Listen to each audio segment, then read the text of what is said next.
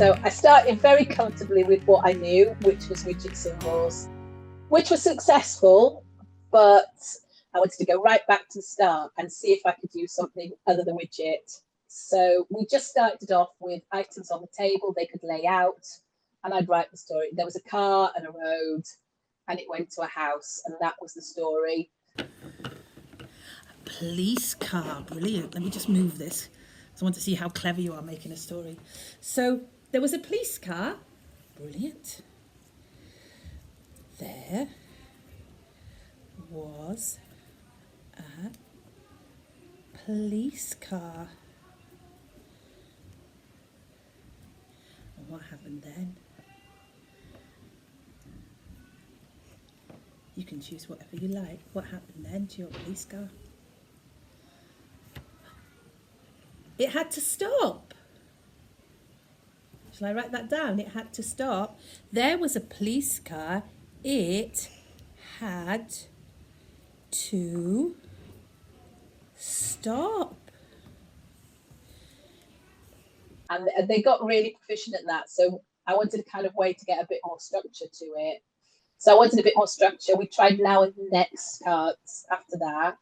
And then now they've reached a stage where they really do that structure, because they're all used to hearing stories that we've moved on. So it says once upon a time, and then it goes on like that, for them to move down the story. So first, there was a motorcycle. First, there was a motorbike. There. First, there was a motorbike. What happened next?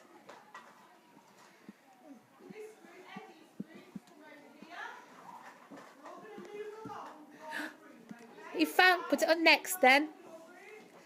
He stopped at the stop sign. Is that, yeah? He stopped at the stop sign. But I thought at the moment, I kind of not force it on them, but I kind of go, are you doing the story today? And they'll kind of go, yes, I will, kind of thing.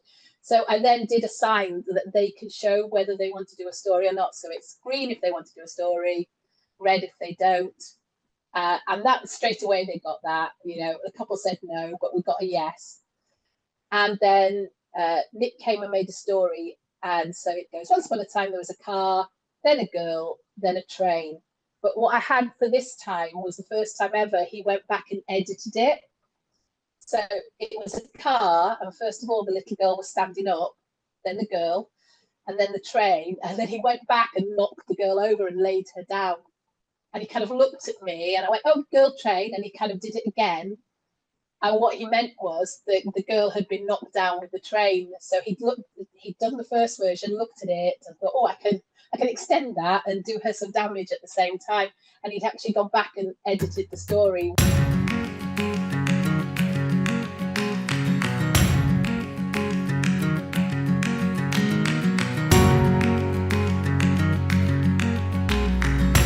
So my class this year, 9 learners, they've all got additional needs. They've all got a diagnosis of autism, and all of them are either non-speaking or have only just started to speak.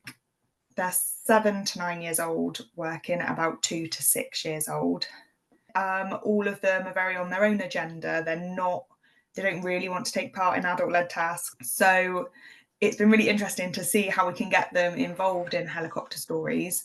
Something I found really interesting this year is I've got a learner who's 9 years old. She's completely non-speaking. And in January, she received an AAC device. So for anyone who doesn't know, it's like a talking tablet, basically.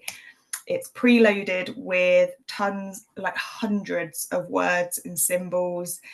Some of it has been specified for her, so we've added things that she's interested in, like superheroes. You've got the miraculous characters, bear hunt characters, and I found it really interesting to work with her and use her AAC device to make stories.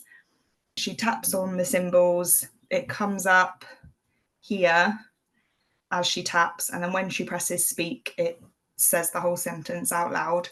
And then she's got some action pages, place pages, and describing pages. These are just some of the hundreds of pages that are in there.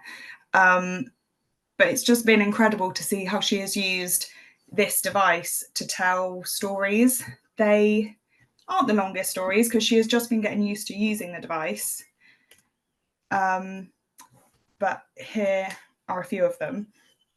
She absolutely loves it. As soon as I tell her it's time for helicopter stories, she grabs her tablet, she goes straight to all the pages she wants. And helicopter stories has really helped her learn how to use the device as well. She's been able to find symbols that I didn't even know were on there.